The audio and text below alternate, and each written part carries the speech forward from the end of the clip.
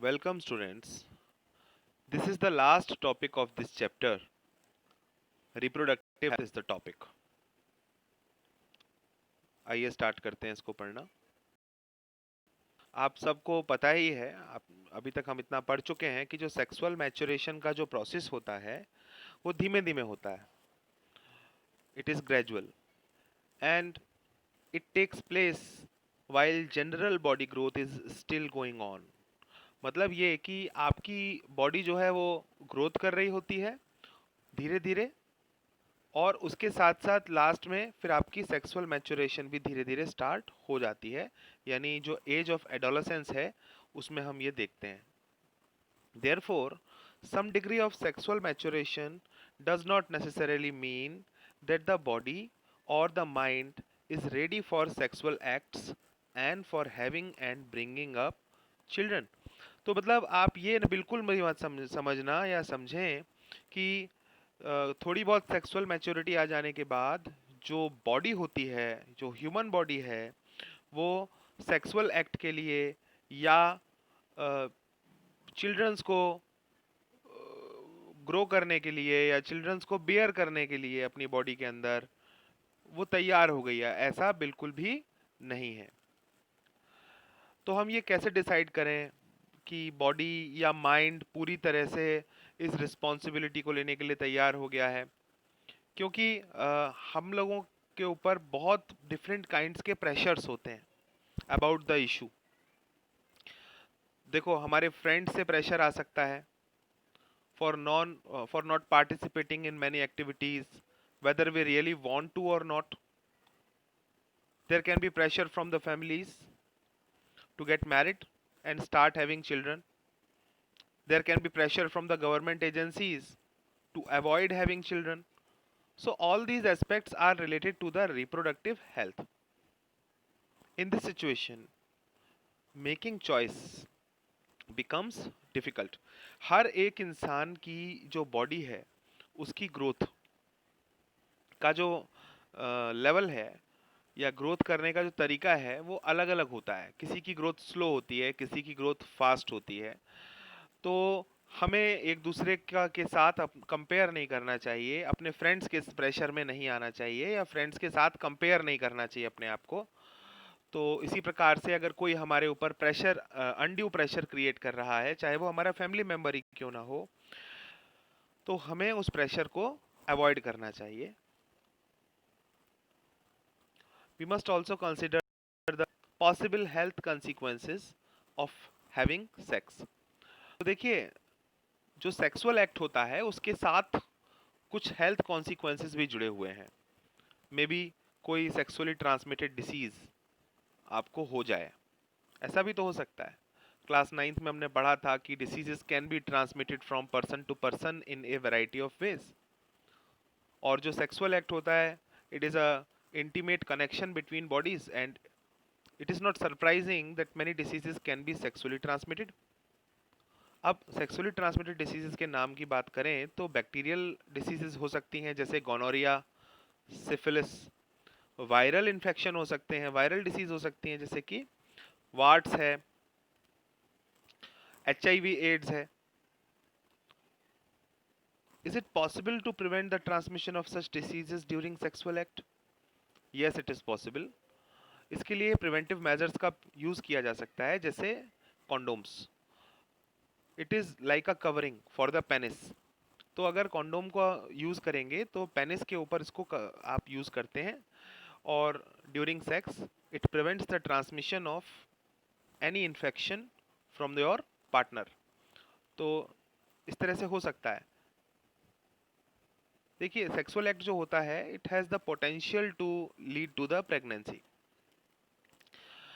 It means कि जो fertilisation का इवेंट है, अगर वो हो गया तो प्रेगनेंसी के चांसेस बढ़ जाते हैं.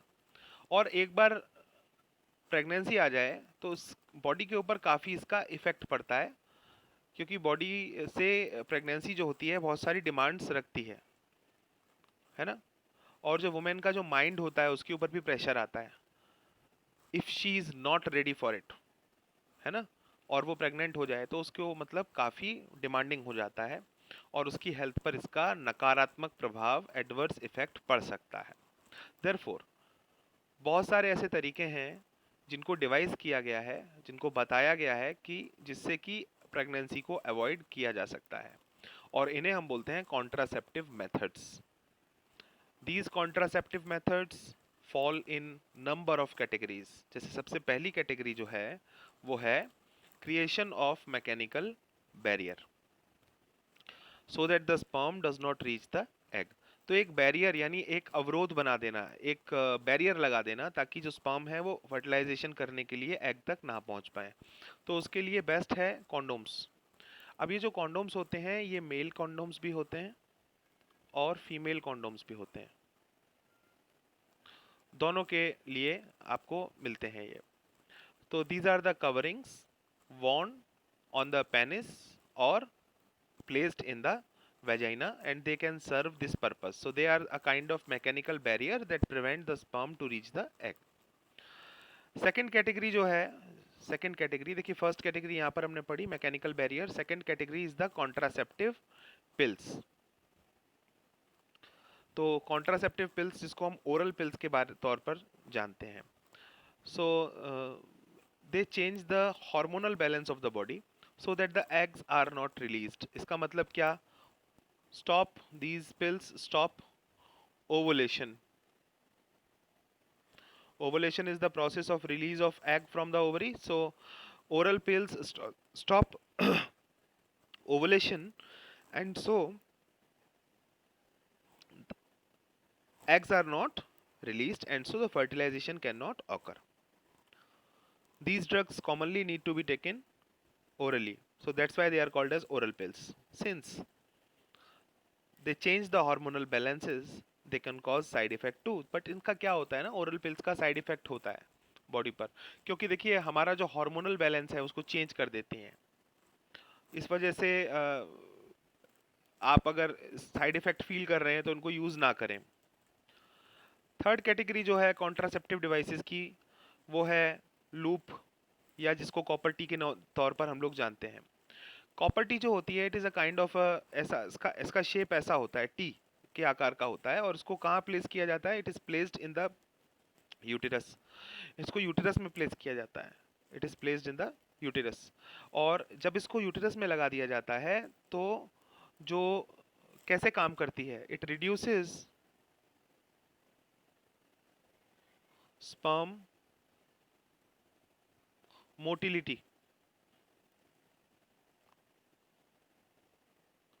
स्पर्म का जो मूवमेंट है, अगर एक बार कॉपर टी वहाँ प्लेस्ड है तो स्पर्म का जो मूवमेंट है वो कम हो जाता है through the female genital tract, क्योंकि जो सर्विक्स है वहाँ का जो म्यूकस होता है, जो सर्विक्स में म्यूकस होता है वो हो जाता है थिक। ठीक है ना? तो इस वजह से जो स्पर्म की मोटिलिटी है वो कम हो जाती है और स्पर्म्स किल हो जाते हैं, एग तक नहीं पहुंच पाते। एग कहाँ पर है? फेलोपियन ट्यूब में। तो इस तरह से हमारा जो ये आईयूडी है, जिसको कॉपर टी बोलते हैं, इसको शॉर्ट में आईयूडी भी बोलते हैं। आईयूडी का फुल फॉर्म आप लिख सकते हैं, इंट्रा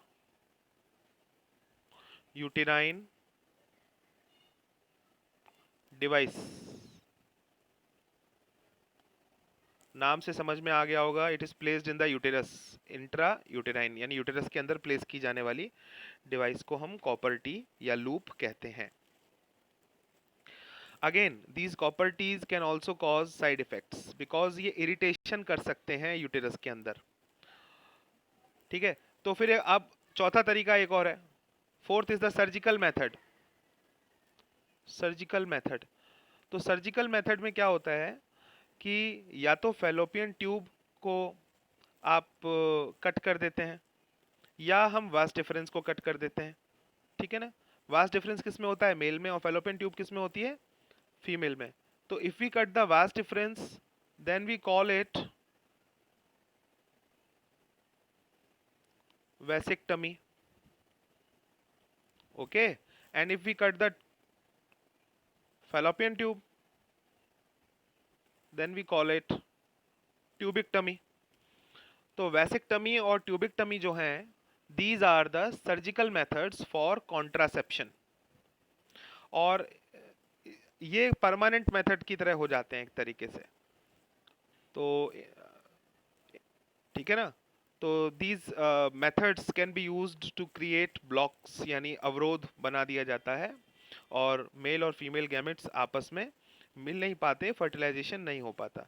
लेकिन जो सर्जिकल मेथड्स होते हैं, ये काफ़ी लॉन्ग ड्यूरेशन के होते हैं, मतलब they are safe in the long run, but होता ही है कि सर्जरी से कई लोगों को डर लगता है, और सर्जरी अपने आप में इन्फेक्शन कॉज कर सकती है। मतलब अगर ऑपरेशन ठीक से ना किया जाए, ठीक से परफॉर्म ना किया जाए, तो उस समय इन्फेक्शंस भी आ सकते हैं जो कि जानलेवा भी हो सकते हैं। इसीलिए काफ़ी कम लोग इनकी तरफ जाते हैं।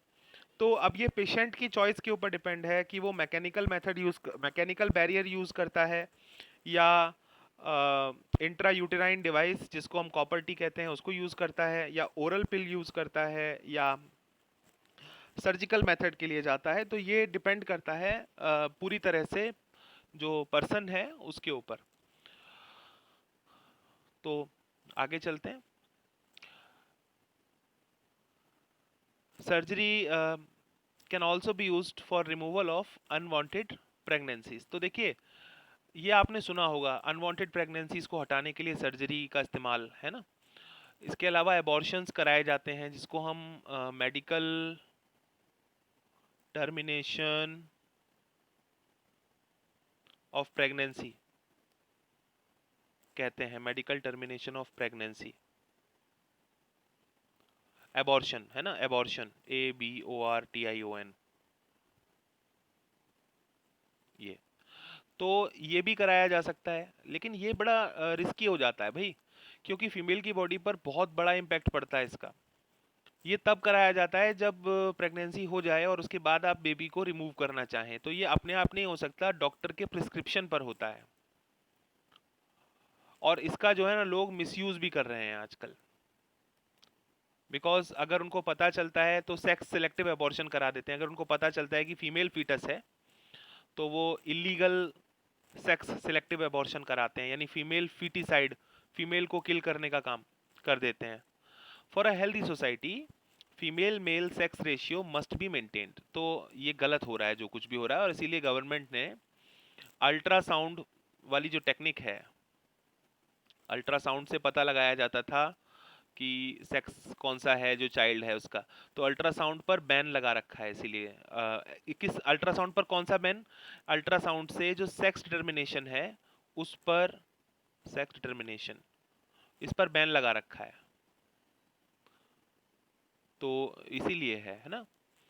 So because of reckless female feticides, child sex ratio is declining at an alarming rate in some sections of our society, although prenatal sex determination has been prohibited by law.